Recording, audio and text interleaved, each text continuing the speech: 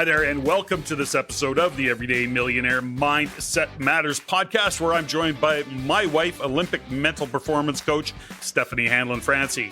In these episodes, Steffany and I have a conversation about the different aspects of what we refer to as Mindset Matters, because we believe that for those who are awake, we are living in and through the most impactful time in history. Your view of the world is the filter for how you will experience the evolution and changing dynamics of it. Our intention is to provide you with ideas, nutritious food for thought, and some tools that you can use to help you in being your greatest self and living your best life. Listen in, enjoy. Steffany, welcome to the show. Hey, hon. Okay, I'm going to call you out right now. You're an imposter and you're a fraud. I just had to say it out loud. That was my outside voice, right? Okay, another curveball, my friend. Well, listen, let's just face it. You're an imposter. You're a fraud. I just want to know how you can do what you do and get away with it when you don't have the credentials, you don't have the wherewithal. What the hell is going on? I just have to call you out on it. That's my opening. Oh, wow. Okay. Well, just way to shut me down there, big guy. Okay. So all tongue in cheek, this episode is all about imposter syndrome and dealing with imposter syndrome. And we certainly have some stories to share. But the reason I came at you with that and was kind of tongue in cheek and having some fun about it is that, over 30 years of your career, and, when you think about what you've achieved, you've faced some headwinds, which is how the hell could you ever be an NHL skating coach? You never played NHL hockey, and how you can be a world and Olympic class mental performance coach. You're not a psychologist. You don't have a PhD in psychology. How is it that you've done all this? You've got to be a fraud. You've got to be an imposter. And that's all to say this. None of that part of it is true, but you, like many, like myself, have at times dealt with what is referred to as imposter syndrome. And I think it's important to shine a light on how easy it is to go through that phase or those periods of time where we feel like a fraud.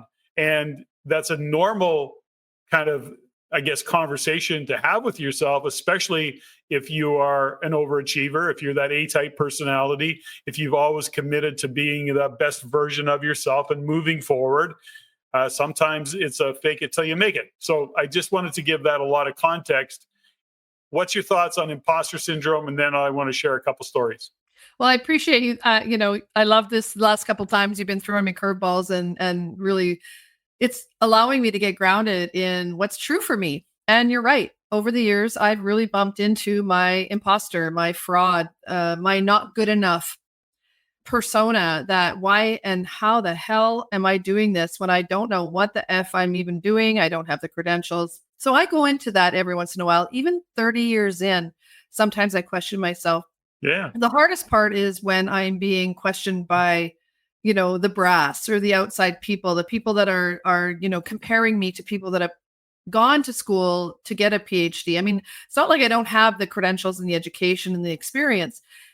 It's just that there's a lot of people that have done it the right way. They've gone through the education system. They put the 12 years in to get their PhD, and then they show up with kind of no experience, or they've volunteered at a national level, or they've volunteered to go to the Olympics to just basically get that on their resume. I didn't do that.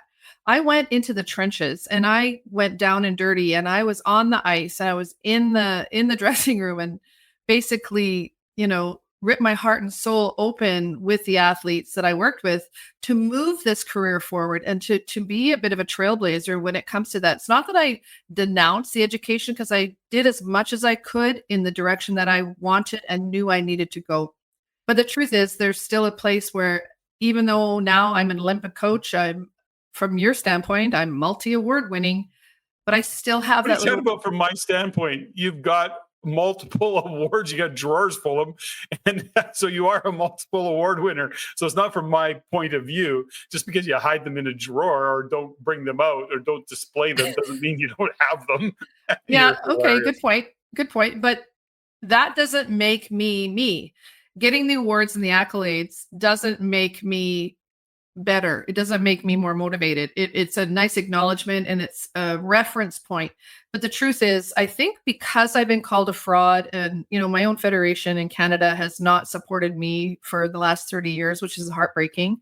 I'm an award-winning coach in the US and all around the world, but my own federation thinks I'm a fraud because I didn't go through the normal. Let's not go too. I don't want to go down that rabbit hole, because at the end of the day, that's just politics and that's just envy and jealousy and all the things that happen in different federations. It doesn't matter what sport you're in. Where I want to go with this and what I want to take with this, or take this to, is the understanding that imposter syndrome or feeling like a fraud is pretty common, even with somebody like yourself who's had really great levels of success. You yourself have questioned over years, as I have, in terms of things that I've accomplished, but also you're in good company. When we look at some of the most successful public figures, when you see their interviews, they're often talking about those periods of time where they did feel like a fraud, where they were questioning, second guessing themselves. You work with NHL, you've worked with NHL hockey players. They felt at times like they were fraud. Like, how do they even, justify, quantify, why are they where they're at? They're not that great. And then, when you think about gold medalists and medal winning athletes that you've worked with over the years and business owners, I think about some of the business owners that I've worked with or even that I've interviewed on the Everyday Millionaire.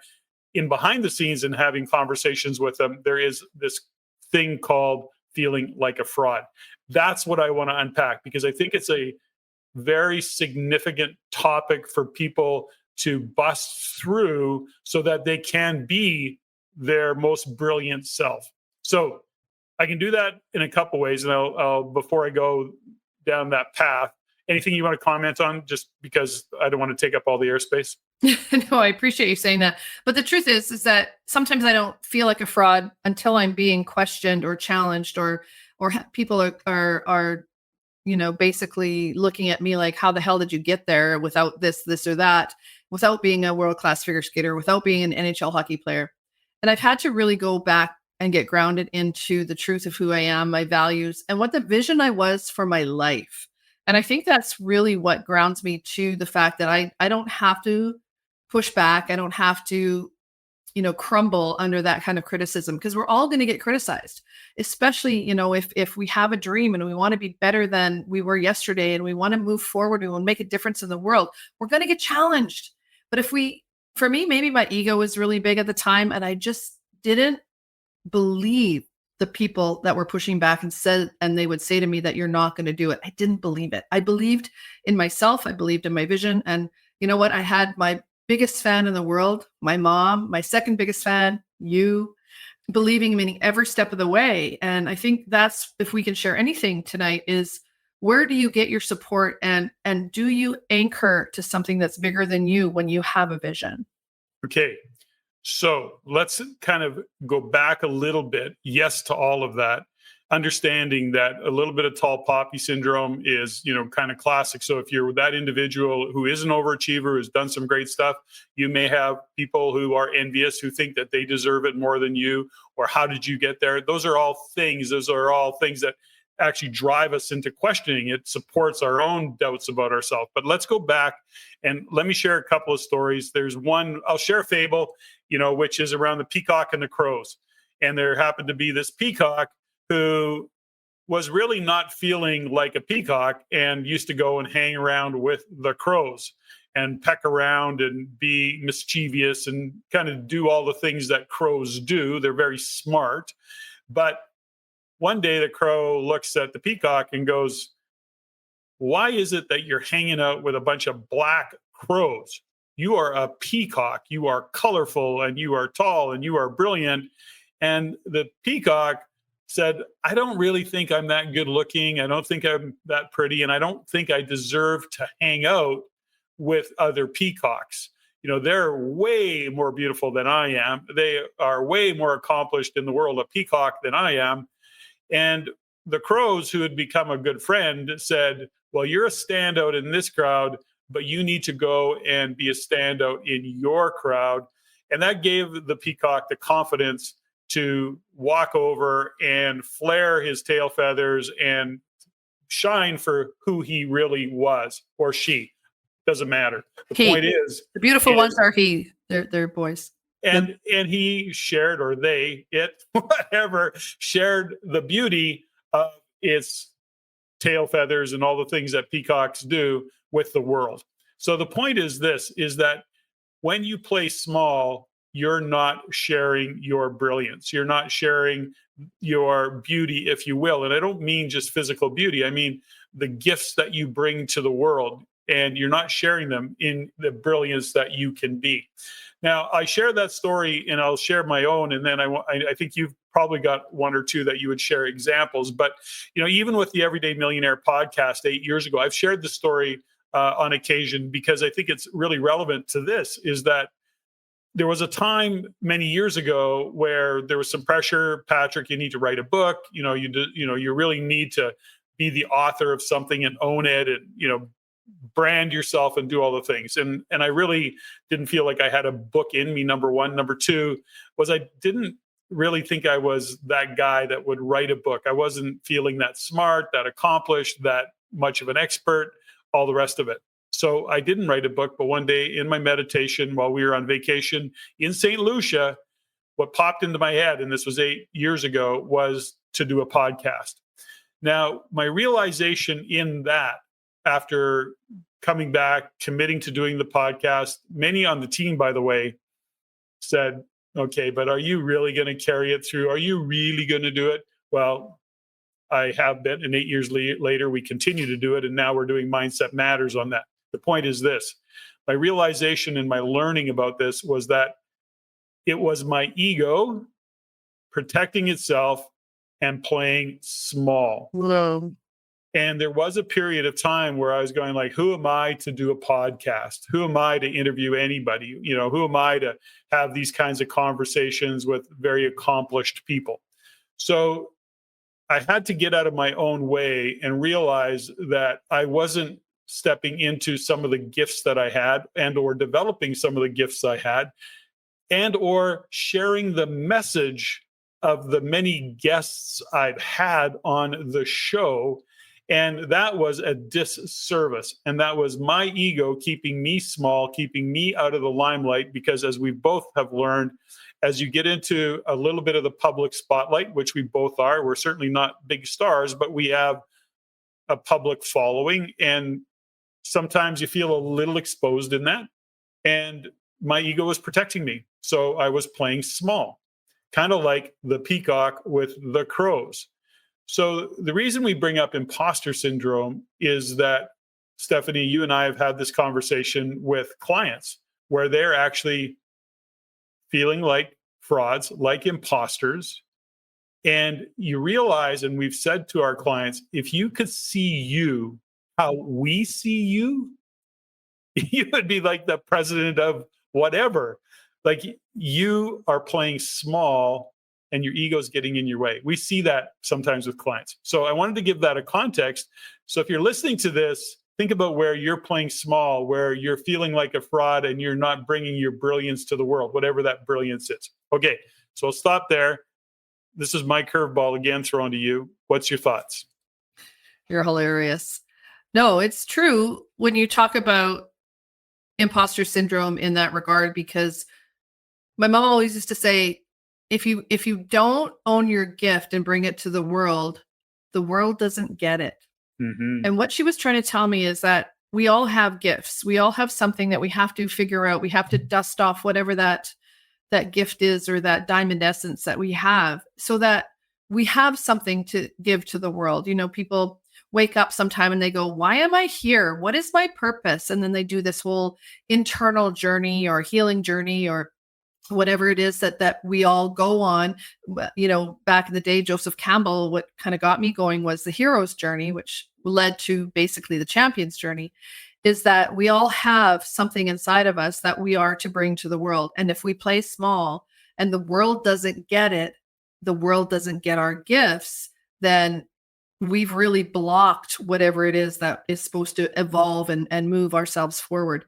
The funny thing about that too is that when we don't bring our gifts to the world, because we're feeling small, It's the opposite, I think, of what people think ego is. You make a great definition. Your ego made you play small because you didn't want to go out into the world and be judged. Mm-hmm. That's the opposite, I think, of what people think ego is, or arrogance or whatever. So when you think about balancing how your ego can actually make you play small, Mm-hmm. it's such a contradiction or a juxtaposition around what people think. People think ego is like, being bold and out there and arrogant and Yeah. big in the room and all that stuff. But the truth is, it's also our ego that doesn't want to die, because when we go out into the world and we give our stuff and and give our gifts to be judged, our ego is going to have to die, because our ego's job is to keep us safe.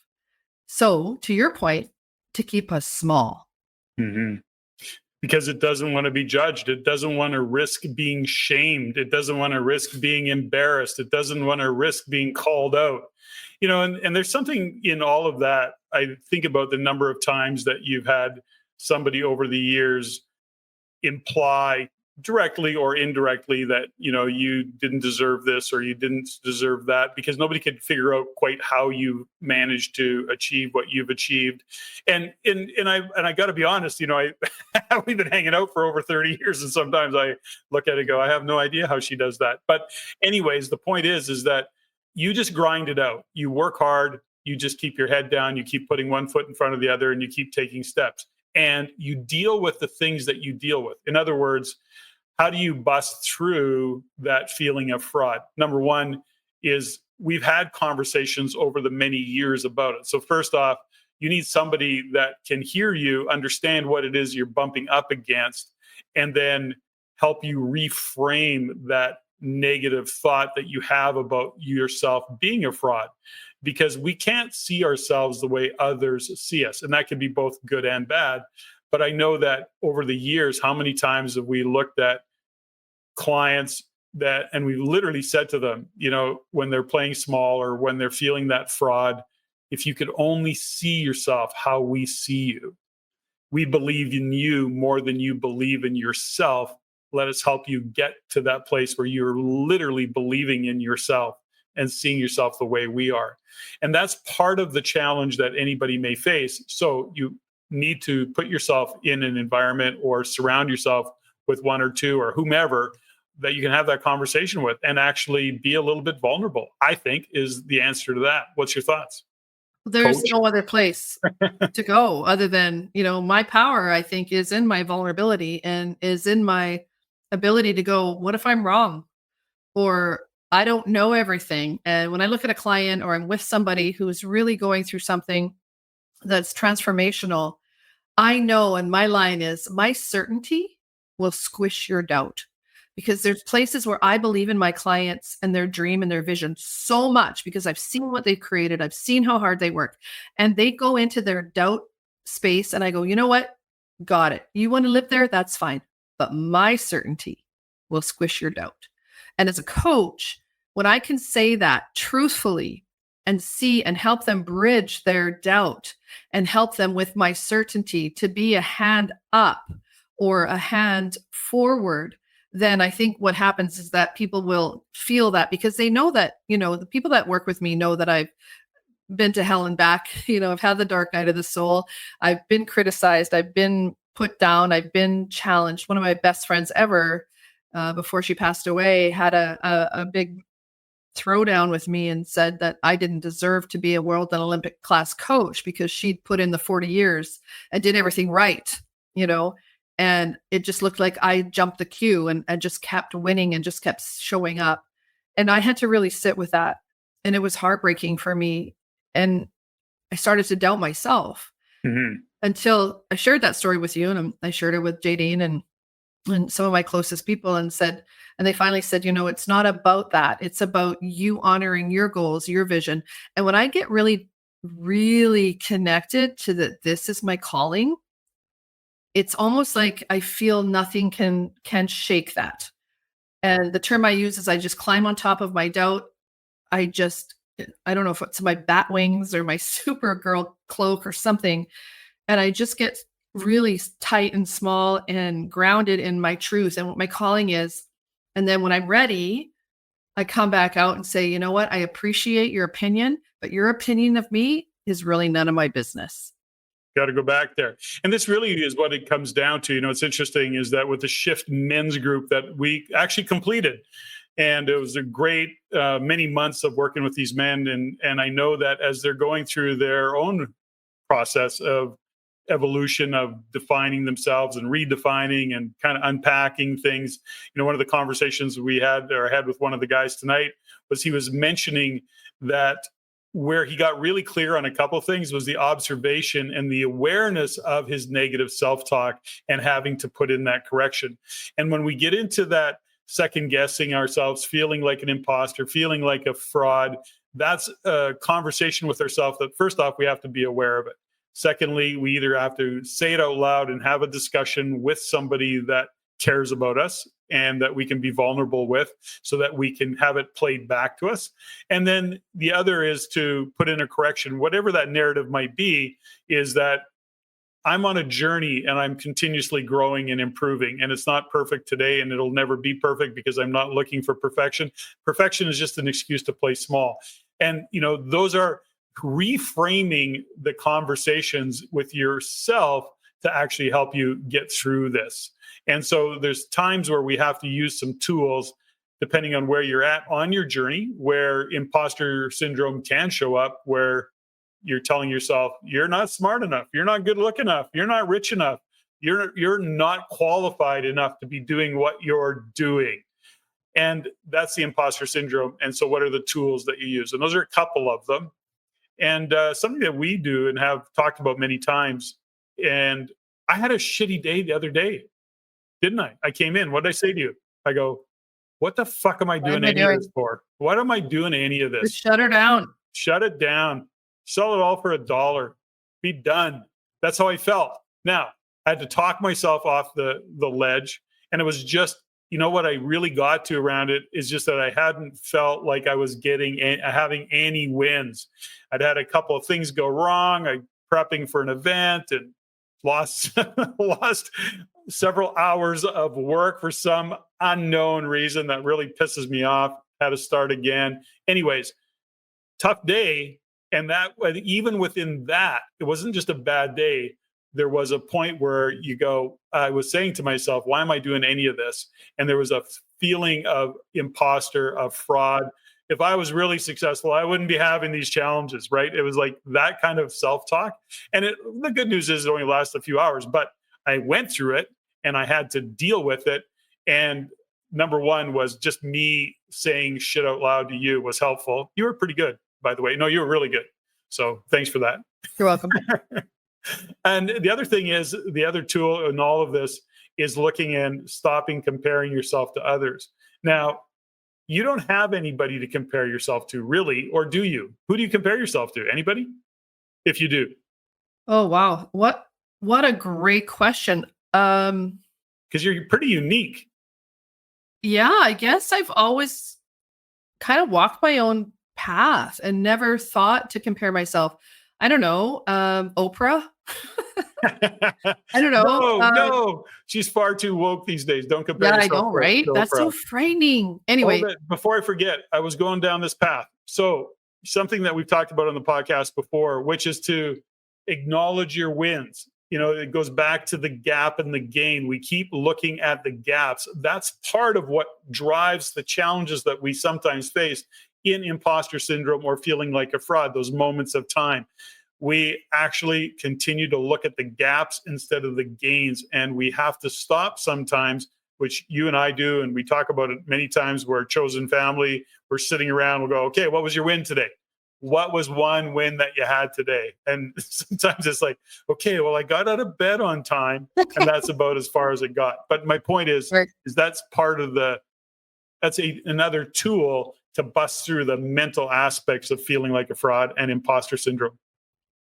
Well, I think too, there's a level of awareness and comfort in being okay with where you're at. And I think that's what I got to. I started listening to Tom Bilyeu, for example, and I really loved listening to his podcast. And then all of a sudden, I don't know, a couple of years in, I realized that he sold Quest for $1 billion. So he was able to be a podcaster because he sold Quest for $1 billion, and I go, oh, and then now I'm comparing myself to Tom Bilyeu. I'll never sell something for $1 billion. But then when I really got grounded in that whole thought process, I thought, you know what? Maybe that's what he had to do to be a successful podcaster. Mm-hmm. And yes, I love his podcast and people are great. And I think he's so interesting in how he frames things. But I thought, you know what? Why am I comparing myself? So to your point, when I put myself into a situation where I'm comparing myself, there's nobody in the world that does what I do. So if I try to stretch and find myself comparing myself, I'm always going to fail. And maybe my ego is too big to keep failing at this stage of my life. But I also understand and honor the fact that we're all unique snowflakes. I learned that early on, that every single person has a gift. We're here for a reason. And if we don't figure out our own self and get grounded and move through our childhood trauma and our personal development, all that kind of stuff, and get the fuck over ourselves, then we're not going to be able to bring our gift to the world. Well, I just want to point something out is that Tom sold Quest, wasn't him. They sold it for $1 billion. He probably only netted out at 200 or 300 million. So, is that all? So you probably no big deal. Anyways, we digress so quickly. So when you start to compare yourself, that will be often the kiss of mental death, if you will. Well, you should really tell the King of Spain story right now. Oh gosh. Okay, so I'll tell it again. No, the King of Spain story is very, very interesting. So we're in the Caribbean with with a very wealthy friend of ours. We're on his whatever it was $5 million sailboat, and we're hanging around. And our sailing friends go, "Okay, just so you guys know, that's not really sailing. That's not what sailing is. That was our only experience sailing." Anyways, we're in port one day, and I don't remember I don't remember where we were. St. Martin. We were in St. Bart's. St. Bart. Yeah. Okay. Whatever it was. And he said to me, and I'm not a sailboat guy. I'm not even really a boat guy at that time. Not that I am now, but he said, "You want to go check out the King of Spain's boat? It's in port." I go, "Okay, sure." Anyways, we throw the skiff over the edge, and we jump in, and we go over to see the King of Spain's boat. And it's this beautiful, big sailboat. I think it was like something ridiculous, like 170 feet or something. It was like a really big boat. And he had 11 of them. No, he had 14 of them. 14, I think was the right. number. 14 of them. And so Brian looks at me and goes, "Jesus, how much money do you have to have like 14 of these things?" And in that moment, I kind of laughed. And he said, "What are you laughing about?" And I said, "Well, on any given day, I wake up and I go, Patrick, you've done pretty good for yourself. You're pretty great given your roots. You've done well. And then I come hang around with you on your boat and I go, you've accomplished nothing, you loser." And then I go on a little boat trip around with you and you're comparing yourself to the King of Spain. I'm just comparing myself to you, Brian. You're comparing yourself to the King of Spain. And he laughs. He goes, "Yep." And he says, "There's always something to compare yourself to." And that was kind of a lesson for me. I had many with Brian on that trip. But the point is that there's always somebody to compare yourself. There's always somebody with more, and it doesn't matter what level you're at. There's always somebody who's done and achieved seemingly more than you have. So it's easy to compare yourself to. So that's the King of Spain story, Cole's notes. And there's always somebody to compare yourself to, but that will leave you believing that you're not enough, or that you're a fraud, or that you're an imposter and you're just faking it. Because if you were really successful, you would have 14 sailboats, perhaps. I don't know what the story is. No, that's a great story. And I anchor back to that and those moments in time in Edmonton where we had the privilege of meeting some really kind but very successful people that they never held their success over us. They included us. They thought we were interesting and funny and all that kind of stuff. There were people that I learned so much from when I understood that I could just be humble and be okay with what I brought to the conversation. I didn't have to be bigger or better than. I just had to be myself. And I think, if we circle back to this whole, fraud or imposter syndrome, is that when we're being ourselves, there's nobody like us. So you can't be an imposter. If you're trying to be somebody different or somebody else or putting on a persona that's not you, then of course you're going to feel fake and you're going to get judged and people aren't going to get you. And I think for me, moving through a lot of the resistance and pushback that I've had over the years is that one of the things that nobody could ever take away from me is that I was only ever just being myself. Yeah. There's a side of this that I think we go back to where we started with the peacock story or whatever, story we shared early on that might resonate with you, is that the world deserves your gift. The world needs your gift. And it needs it. It does need your gift. And you need to shine and not play small. So ask yourself, if you're feeling like a fraud, if you feel like an imposter, if you're wondering how the heck you got to where you are, the question you may want to ask yourself is, why do you want to play small? And look at all the ways you do it. And that is often just a case of your ego going, don't bring attention to me because you might embarrass me, you might shame me, I might fail. And what if people judge me? And, these are things that are the mental attitude. And that's what Mindset Matters podcast is all about. That's what Shift coaching program is all about. That's what our theme for 2024, clarity equals velocity. And if you can get clear on who you really are and that you're committed to sharing your beauty and your gifts with the world, that would be huge, not just for the world, but for you. So Steffany, any words of wisdom before we sign off? Well, one of the things you've always said, hun, is don't strive to be mediocre. There's no books in the bookstore with the sign over it that says this is the section of mediocrity. Come learn how to be mediocre. Right? We talk about being our greatest self and living our best life. And it doesn't mean that we need to strive to be mediocre. And what I've seen over especially the last 4 or 5 years, is that the world is pointing to you to be average, to fit in and to be normal and to find a category where you're going to be safe. And I'm going to say, screw that. Find your light, find your flame, find out what's different about you and special, and really surrender to that. And be okay when you're getting judged, because you know what? You're not going to get approval when you're stepping up to be your greatest self unless you have people around you who believe in that same concept. And I think for us, we talk about our clients and we talk about our friends and our chosen family, and we really just want people to shine and to be their best selves. And when you have those people around you and we have those people around us, we can risk. We can try things, we can fail, we can fall down and get back up again because we know we have that support. Oh man, I have no pride left at all. So I'm good. Steffany, thank you. Hey, thanks, son. That was fun. Ladies and gentlemen, thank you for listening. If you found value in the podcast, please take the time to rate and review and share with others. Share with your friends. As it is my goal to always improve and to provide the highest value for you, the listener. If you have any comments, suggestions, or questions you'd like answered, please email me at ceo@reincanada.com. That's ceo@reincanada.com. I look forward to hearing from you. And until next time, Patrick out.